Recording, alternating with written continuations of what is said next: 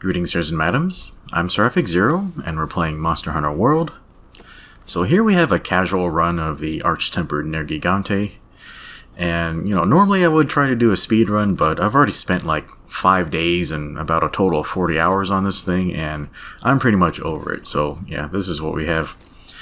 So, I'm pretty much using the meta claw build right now, and you do have some room to gem in this and that. So I have attack 7, guard 2, and part breaker 1.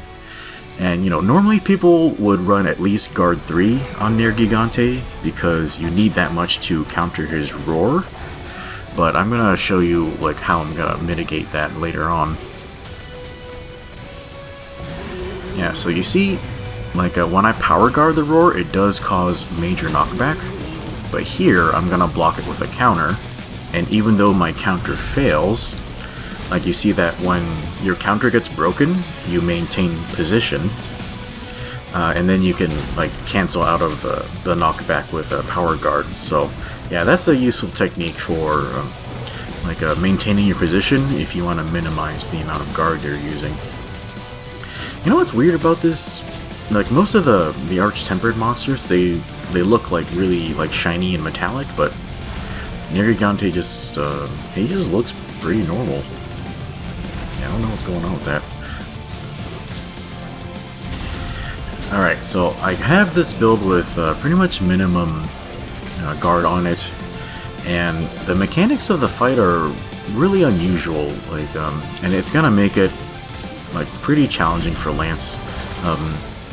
Not really because the Lance can't be accurate. It's just that Nergigante just causes a lot of positioning issues, and he's always like wiggling around, and his main weak points are his his face and his arms, but those things are constantly getting mixed up together, like when he's moving around, and even when he trips, those things are just like piled on top of each other.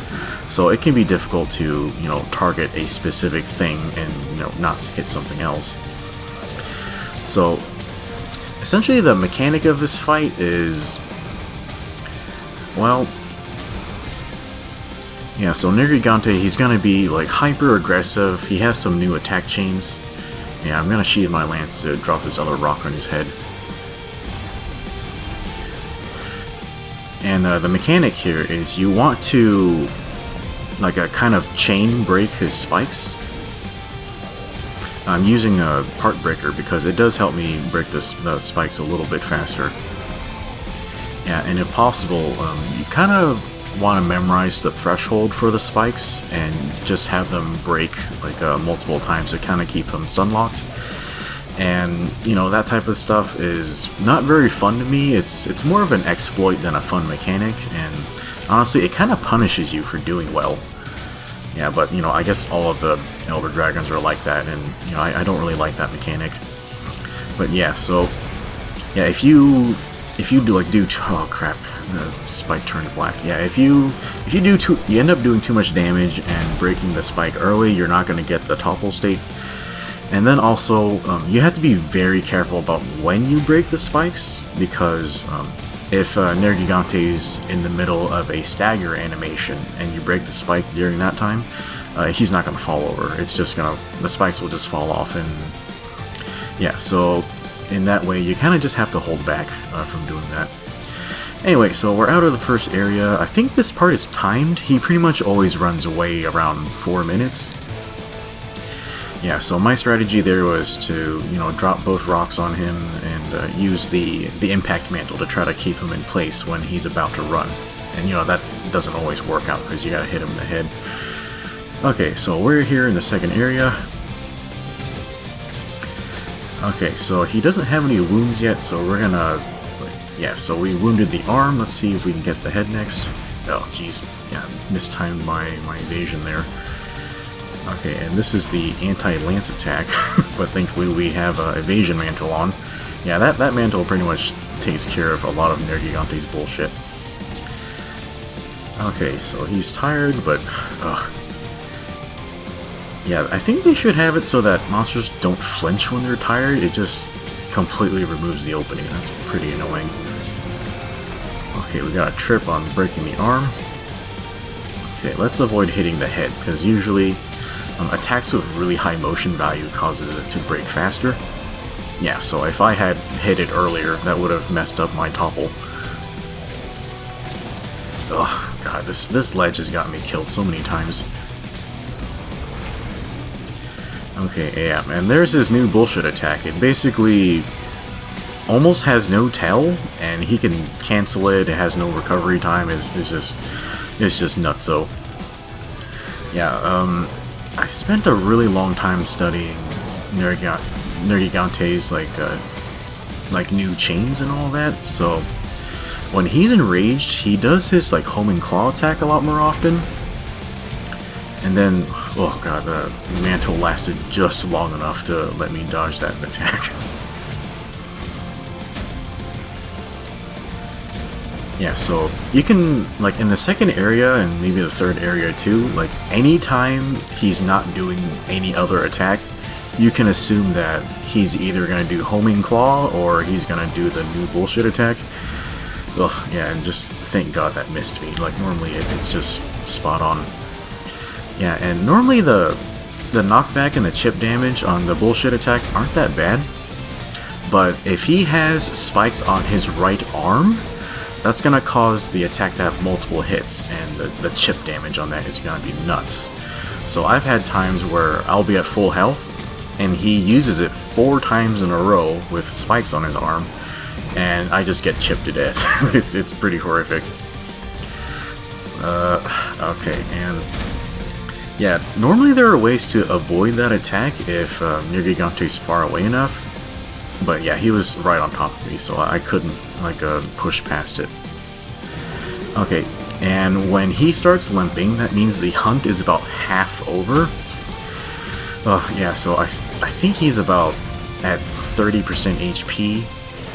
He has an unholy shit ton of HP in this hunt. I think it's like 4 times the regular amount, which is higher than any other Arch-Tempered monster. And actually, when he starts limping, this is actually the most dangerous phase of the hunt. Well, short of, you know, going to his nest, because, you know, there's just no space to fight there.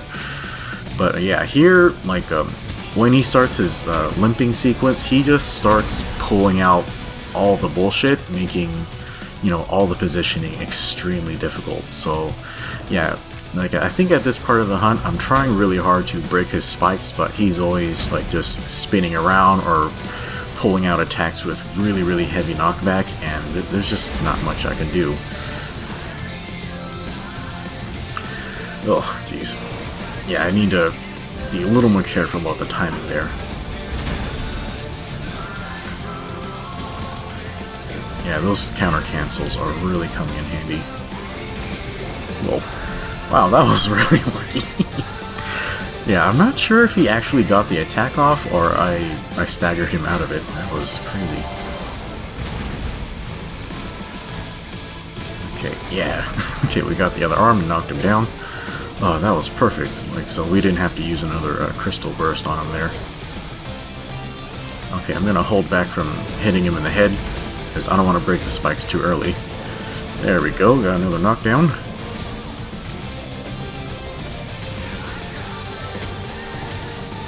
Okay, and I'm just trying to wound another part, so that way we can get him to grow the white spikes back in.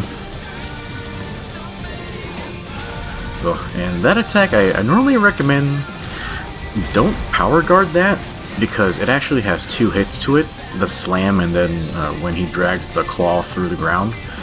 And if you power guard that, the chip damage you're going to take is like 70% of your total HP. It's pretty horrible. Ugh, so much chip. Yeah, and I find, like, having guard 3 against attack it's not even that much more helpful.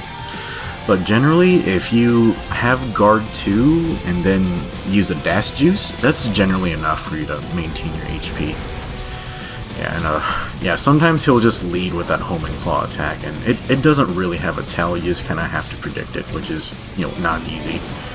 Oh crap. Yeah, I am bouncing on the claw. Oh Jesus. Yeah, I counter-cancelled, and then he moved he moved the black spike into the way of my counter cancel. That was pretty bad. Yeah, so that was extremely lucky that he decided to start limping away after he hit me like that. I think I had like 1 HP left or something. That was nuts.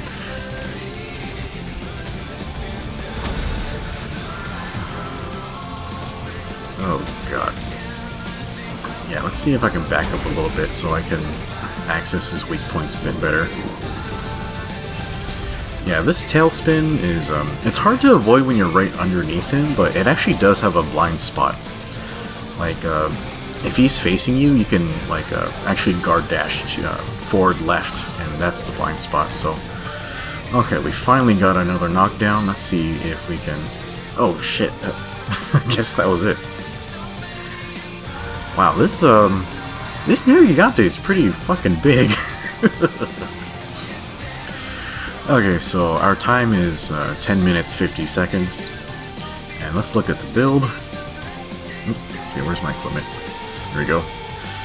Yeah, so yeah, pretty much standard claw meta build. The only difference is we're using guard 2. I have part breaker 1 gemmed in, and we're using the attack charm for attack 7. Okay, you guys want to see some Nergigante eyeballs while I carve these parts off?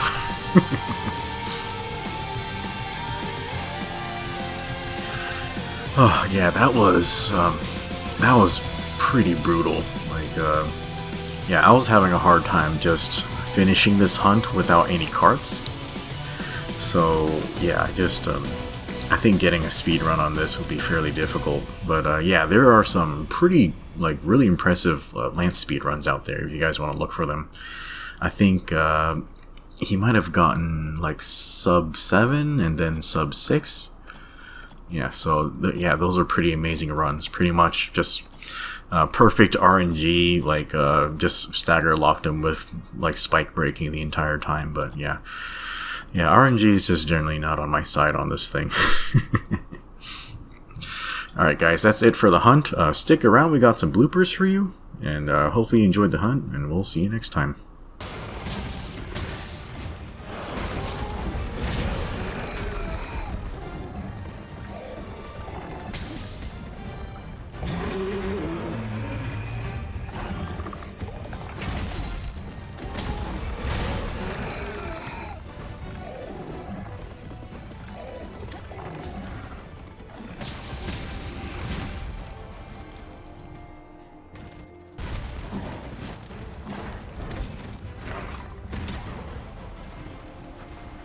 Oh, I fucking hate ledges.